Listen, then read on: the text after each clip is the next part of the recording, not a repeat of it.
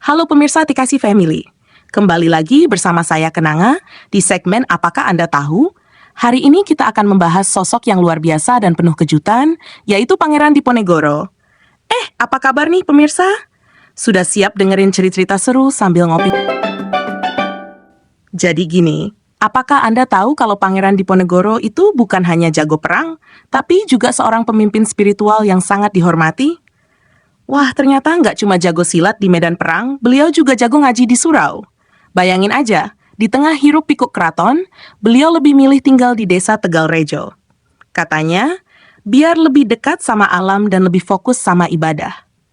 Pemirsa, ada yang juga sering pergi ke desa biar nggak ketemu utang? Nah, terus tahukah Anda, Diponegoro ini nggak cuma diam-diam di desa loh. Beliau memantau betul perkembangan politik di keraton. Pas adiknya yang lebih muda naik tahta jadi Sultan Hamengkubuwono yang keempat, Diponegoro sempat ngedumel juga. Loh, kok adikku ini sultan, jadi sultan? Kan aku lebih tua. Tapi, ya namanya juga kehidupan keraton, penuh drama dan perebutan kekuasaan. Jadi kalau kerabat ribut soal warisan, ingat ya, di keraton juga banyak drama kayak gitu. Tapi yang bikin pecah perang tuh, bukan cuma soal tahta loh.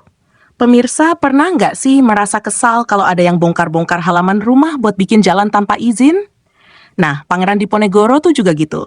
Pas Belanda mau bikin jalan di tanah leluhurnya di Tegalrejo, beliau langsung ngegas, wah ini nggak bisa dibiarkan.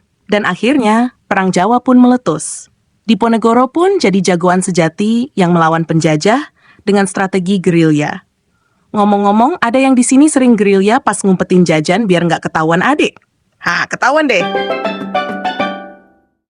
Akhirnya setelah 5 tahun perang besar-besaran, Diponegoro tertangkap gara-gara jebakan Belanda. Ini kayak skenario film yang udah bisa ditebak endingnya. Setelah ditangkap, beliau diasingkan ke Makassar.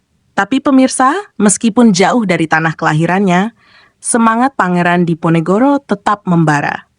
Dan bahkan setelah beliau meninggal, perjuangannya tetap dikenang sampai sekarang. Coba deh pemirsa, siapa yang ingat sama sejarah Diponegoro pas ujian sejarah dulu? Jangan cuma senyum-senyum ya. Jadi pemirsa, kisah hidup Pangeran Diponegoro ini mengajarkan kita banyak hal. Mulai dari pentingnya berpegang teguh pada prinsip, hingga berani melawan ketidakadilan. Tapi jangan lupa juga, kalau kita harus selalu waspada, biar nggak kena jebakan kayak beliau. Nah, sekarang saya punya pertanyaan untuk Anda semua. Jika Anda berada di posisi Pangeran Diponegoro, apakah Anda akan lebih memilih untuk tetap memperjuangkan hak Anda meskipun berisiko, atau memilih jalan lain yang lebih damai? Bagaimana menurut Anda, mana yang lebih penting? Mempertahankan prinsip atau mencari kompromi? Tuliskan pemikiran Anda di kolom komentar. Yuk, saya tunggu jawaban inspiratifnya. Jangan lupa subscribe channel TKC Family ya. Sampai jumpa di episode berikutnya. Bye!